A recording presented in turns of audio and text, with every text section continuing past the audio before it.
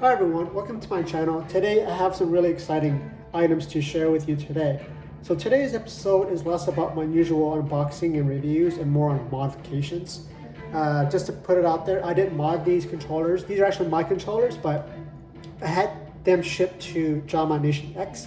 And first things first, I want to give a major shout out to James, the guy behind Jamma Nation X.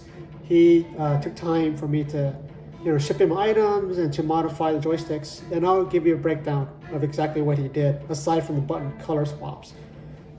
Also, when I shipped these controllers, I had also shipped in my NeoGeo AES just because I had a late production run, which could get some improved internal motherboard chips, stuff like that. So it's not in the video here because there's nothing to show, but when I shipped in my console, I had him replace the sockets and capacitors, install the UniBios 4.0 chip, which is amazing because it entitles you to play in any region, enable cheats and just stuff like that. And he also installed a blue LED light to the reset button. So when you turn on the system, the reset button is blue. Technically, for the most modern consoles, it should technically be the power button, but I guess back in the day, NeoGeo, for some reason, the reset button was their reset button. It wasn't a power button. Anyway, it's blue. If you look up on Google Images, you can see other people modifying their reset buttons to glow blue. So he did those. Oh, and he also enabled, of course, RGB Bypass, which amazingly produces rich colors. It also removes the jailbreak vertical lines, as some of you have seen on the later edition NeoGeo AES consoles, but when he modified it, he just basically cleaned up everything and removed the output quality and everything. So, all right, back to these. So yeah, as you know, this is the AES controller. This is a NeoGeo CD, which they did release, I guess, later in the life cycle of the AES. But this was originally released with the CD version of the NeoGeo. So as you can tell, right, both of them have Battops. Here in the US, I don't know about Japan, but back in the day, at the local convenience store, gas station, or skating rink, all the NeoGeo NBS cabinets, the red cabinets, it had red or black Battops. It wasn't the I guess the classic knob like I think most arcades are in Japan. But yeah, so these are Battop and then actual Sanwa push buttons. Just because I love these buttons over the original factory buttons. It feels cheap, the original factory buttons, and it's kind of wiggly. But James had installed for me my Sanwa buttons, which I shipped with my items to him. These are also the, I think, concave or convex. I always get those two mixed up. Basically, it's if you look closely, it's actually downward, very reminiscent of the arcade too. Right, very responsive. When I was playing the other day, special moves were coming out a lot easier. Oh, he also installed for me his own 8-way restrictor gate. I think he called it the GOTW. I don't know. I don't know what the G stands for, but it's I think it's Gate of the Wolf or something. I think it's a play on the Mark of the Wolf, but it's his version, Gate of the Wolf, something like that. I can't remember exactly, but yeah. So factory-wise, it's a square gate, right? But here it's 8-way, so you can hear it, right? Let me do it. You can hear all 8 directions. Really cool. Dust cover installed.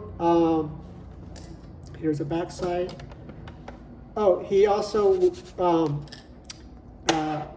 I think he said he solders on the harness for the buttons because you have to remove the original harness for this. He had installed for me quick disconnectors, just in case later if I decide to take these out and replace it with color versions or any other color scheme. So thank you for that, for taking time to go beyond what you usually would do. So much appreciated. So that is the AES joystick. Oh, also another reason why I want to do Battop as well, rather than keeping the original ball, is the original ball top does crack over time, which mine originally didn't. It wasn't cracking because I got this pretty much mint, but still I wanted to replace it anyways. So yeah, here's the front if you're kind of curious. I wanted to keep this joystick very clean and very reminiscent of the original color scheme, where it was like a black-gray color, which is what this is. Right. So that is the AES joystick. Now this one is interesting. A lot of people don't like this one. I actually like this one better than this one. Even though true, you can't hold it in your lap. What I do like better about it though is, I don't know, it's just, I don't know, when I was using this, I think it's just the butt orientation. It's curved like this, but it's not as arched. It's a little bit straighter and it's a little bit more arched here. So maybe that's why I like this better. And also I like the shorter shaft, right? So let me just show you again, the shaft height between the two. So if you remember the original NeoGeo CD joystick, the top is, it's like a ball, but the top part is kind of indented in. So I think you're supposed to use your thumb. But anyways, I had James take it out for me and swap it out with the Sanwa Battop here. So these colors are based on the arcade variant, right? Red, red, yellow, green, and blue, and the selected star. I tried to have these white, tiny buttons to match the coin up version, but James, we were trying to find a small size for these buttons right here. I think these are like 12 millimeter, just roughly over, but we couldn't find a supplier that provided white ones. I think James tried to help, paint a set for me, but unfortunately the paint would rub off, I think, every time you press it. So it's okay. It looks really awesome though, as is. So thank you again, James, for doing a little bit more custom work than you probably would do. Much appreciated. Yeah. So yeah, so that's the NeoGeo CD bean controller. Didn't have to remove the foot or the little rubber feet because the screws are already exposed here. But on the AES version, just the way they designed it, you do have to take it off, but it's cool because after it was installed, James had provided free replacement rubber feet. And he gave me extra set just in case I ever decide to go back and change the color out. So again, thanks for that. So yeah, so short video today, but straight to the point.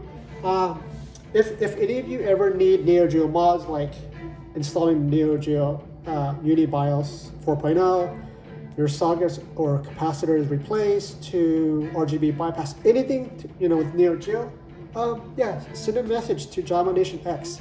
He goes also by, I think his official store is JNXStore, JNXStore.